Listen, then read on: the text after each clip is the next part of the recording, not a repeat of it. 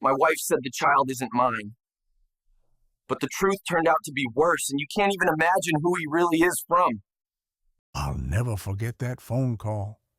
My heart seemed to stop, and then it started pounding so hard I thought it would burst out of my chest.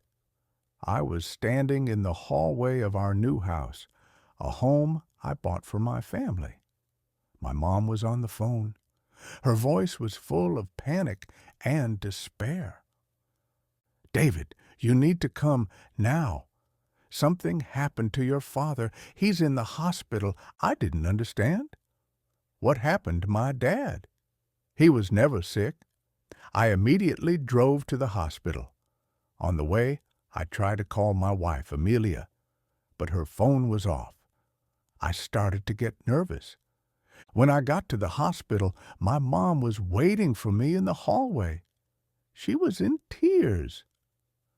"What happened to him, Mom?" I hugged her. He fell," she sobbed. "He said that someone pushed him." I was in shock. Who? Who could have pushed my father? He was strong and healthy. I walked into the room and saw him. He was lying on the bed, his face pale and his arm broken. "Son," he looked at me. I have to tell you something." "Dad, what happened?" I walked up to him. "Who did this?" "Amelia," he whispered. "It was Amelia." My heart stopped. I didn't understand anything. Why, Amelia, my wife?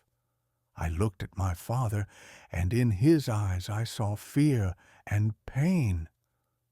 She pushed me," he gasped. I, I. Suddenly, a nurse walked into the room.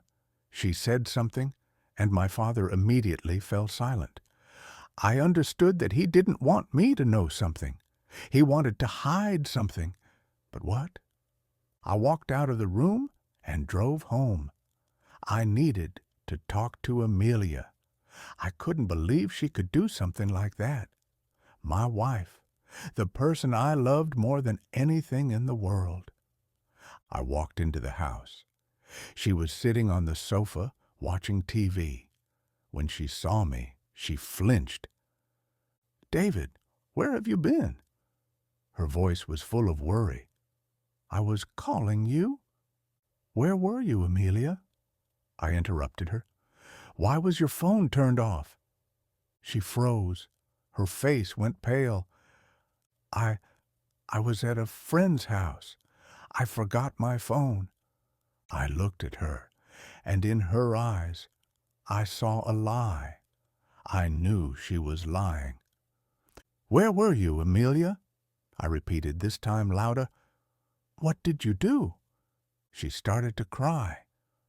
I, I, she couldn't say a word. "What did you do to Dad?" I yelled. She looked at me, and in her eyes I saw fear. I knew she was hiding something. I didn't do anything," she whispered. I couldn't look at her anymore. I just left. I got in my car and drove somewhere into the night. I arrived at a bar and ordered a whiskey. I couldn't believe what had happened. My wife, my father, I couldn't find an explanation. Suddenly, my phone vibrated. It was a message from my mom. "He told me you have to come, that he wants to show you something, something that will change everything." I immediately drove back to the hospital. I didn't know what it was, but I felt like I had to find out. When I got to the room, my father was waiting for me. He was alone. "Son," he looked at me, "I have to show you something." He pulled an old diary from under his pillow. "I wanted you to know the truth," he whispered. I took the diary. It was his diary. I opened it and started to read. It contained his entire life, his thoughts, his feelings. And there was something in there that made my heart stop. In the diary, he wrote about his love for my wife, Emilia. He wrote about how he fell in love with her when she came to live with us, how they spent time together when I wasn't there. I couldn't believe it. My father, my wife. How was this possible? I turned the page, and there was another entry. She said she's pregnant, and that it's my child. My world came crashing down. My wife, my father, my child. I closed the diary and looked at my father. In his eyes, I saw pain. Son, he started to cry. I didn't want this. She said that if I wasn't with her, she would tell you the truth. She said she would make you suffer. You knew? I whispered. Yes, he nodded. I knew. I wanted to tell you. But I was afraid. I was afraid you would hate me. I couldn't say anything. I just stared at him, at the person I loved and respected most in the world, and who had betrayed me. I didn't want you to find out the truth, he cried, but I couldn't stay silent anymore. I stood up and walked out of the room. I couldn't be in there anymore. I couldn't look at him anymore. I got home. Emilia was waiting for me. David, where have you been? She walked up to me. I was so worried. You lied to me, I said. You lied to me from the very beginning. Her face went pale. She didn't say anything. I know what you did, I continued. I know you cheated on me with my father, and I know the baby isn't mine.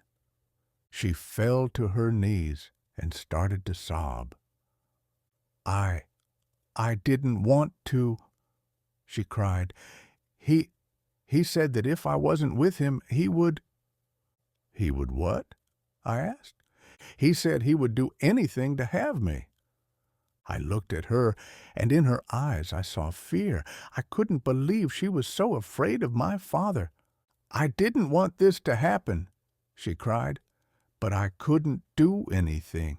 He was my father. He was my husband. I couldn't look at her any more. Get out, I told her. Get out and never come back. She was crying, but she left. I was left alone in a house that was full of lies. A few months passed. I divorced Emilia, and she left. I didn't know where she was, and I didn't want to. I sometimes thought about my father. I thought about what he did. He betrayed me, but he also protected me. I didn't know what to do. One day, when I was at home, my father called me. Son, his voice was weak. I need to talk to you. I went to the hospital. He was very weak. Son, he smiled. I want to show you something. He pulled an old photograph from under his pillow. This is me, he whispered, when I was young. I looked at the photograph. There he was, young and happy, and next to him was my wife, Emilia. She was younger, but it was her. I couldn't believe it. I started.